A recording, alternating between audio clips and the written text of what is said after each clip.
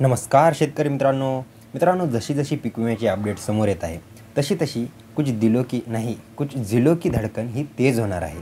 ती म्हणजे कशी काय हे मी व्हिडिओमध्ये सांगणार आहे। तर ह्या जिल्ह्यांच्या यादीमध्ये जर तुमचं नाव नसेल तर तुम्ही सुखरूप आहात, कारण हे जे जिल्हे मी सांगणार आहे ह्या जिल्ह्यांना पीक विमा हा उशिरा वाटप होणार आहे।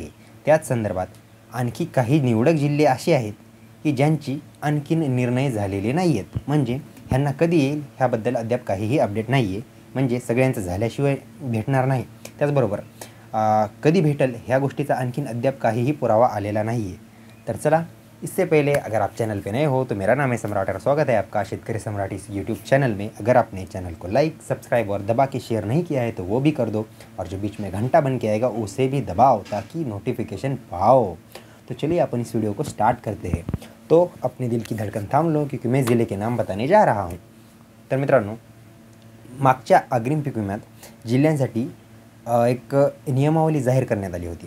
त्या नियमावलीचा सविस्तर व्हिडिओ मी अपलोड केलेला आहे चॅनलवरती, तो तुम्ही जाऊन पाहू शकता।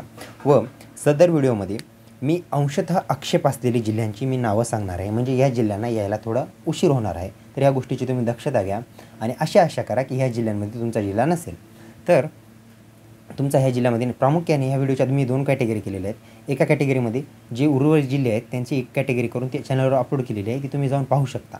व ही दुसरी कॅटेगरी आहे। तर चला आपण व्हिडिओला स्टार्ट करूया। तर मित्रांनो, पंतप्रधान खरीप पीक योजनेअंतर्गत 21 दिवसांचा पावसाचा खंड लागू झाल्यानंतर भरपाईपोटी दिल्या जाणाऱ्या रकमेचा 25% अग्रिम देण्यासाठी पीक विमा कंपन्या ह्या तयार झालेल्या आहेत। त्या कंपन्यांची नावं देखील मी सांगितलेली आहे मागच्या व्हिडिओमध्ये। 3 कंपन्या आहेत, त्यामध्ये तुमचा जिल्हा कुठला आहे तो ते व्हिडिओमध्ये चॅनलमध्ये जाऊन तुम्ही बघू शकता। तर त्यानुसार 16 जिल्ह्यातील सुमारे 27 लाख शेतकऱ्यांना 1352 कोटी रुपये, तर 28 जिल्ह्यांमध्ये पावसाचा खंड बघायला गेलं तर 21 दिवसांपेक्षा जास्त होता। म्हणजे काही मराठवाडा किंवा बाकी पश्चिम महाराष्ट्रामध्ये एका महिन्याच्या आसपास देखील पावसाचा खंड हा लागू झालेला होता। तर त्याप्रमाणे उत्पादनात 50%पेक्षा जास्त घिसावट आली होती, म्हणजे 50% जेवढं पाहिजे तेवढं उत्पादन तर झालंच नव्हतं व त्याच्यापेक्षा जास्त नुकसानच झालं। व जे कृषी विभाग आहे विभागानं या नुकसानीचे सर्वेक्षण देखील केले होते व अपील केली होती। त्यात काही 2 जिल्हे आहेत, 2-3 जिल्हे आहेत, ह्यांची अपील ही राज्यस्तरावर गेली होती। ते जिल्हे बघा, त्यानुसार बुलढाणा, बीड व वाशिम ह्या जिल्ह्यांची अपील ही राज्यस्तरावर गेली होती व अतिशय चांगली बाब आहे। यांची सुनावणी देखील पूर्ण झालेली आहे या जिल्ह्यांची। त्याचप्रमाणे वाशिम जिल्ह्यासंदर्भात एक अपडेट आहे, त्यानुसार बुलढाणा व बीड जिल्ह्यातील अधिसूचना ह्या करत संबंधित विमा कंपनीने अग्रिम देण्यास होकार दिलेला आहे, तुम्हाला मिळणार आहे। परंतु वाशिम जिल्ह्याची मी जी अपडेट म्हणत होतो तुमच्याबाबत संभ्रम सध्या कायम आहे। तुमचं आणखी काही सध्या पेंडिंग असतील, काही गोष्टी पेंडिंग असतील, त्या जर उघडकीस आल्या त्या तुम्हाला जसे अपडेट येईल तसे तुम्हाला मी कळवण्याचा प्रयत्न करेल। त्याचप्रमाणे मित्रांनो, आता हे झाले जिल्हे। त्याचमध्ये आता ह्या व्हिडिओमध्ये आपण पाहणार आहोत की अंशतः आक्षेप झालेल्या जिल्ह्यांची यादी ही अखेर समोर निघून आलेली आहे। तुम्ही ती फटाफट नोट करून घ्या आणि असं समजा की ह्या जे यादीमध्ये तुमचं नाव नसेल तुमच्या जिल्ह्याचं। तर मित्रांनो, चला आपण आता सुरुवात करूया मराठवाड्यापासून। मराठवाडाकरांनो ऐका, पहिला जिल्हा येतो छत्रपती संभाजीनगर जिल्हा, तुम्हाला वेळ आहे। त्यानंतर येतो धाराशिव जिल्हा, त्यानंतर येतो अहमदनगर, त्यानंतर अकोला, अमरावती, नाशिक व जळगाव, कोल्हापूर, सातारा एवढ्या जिल्ह्यांची यादी अंशतः आक्षेपी जिल्ह्यांच्या यादीमध्ये ह्यांना टाकून दिलेलं आहे।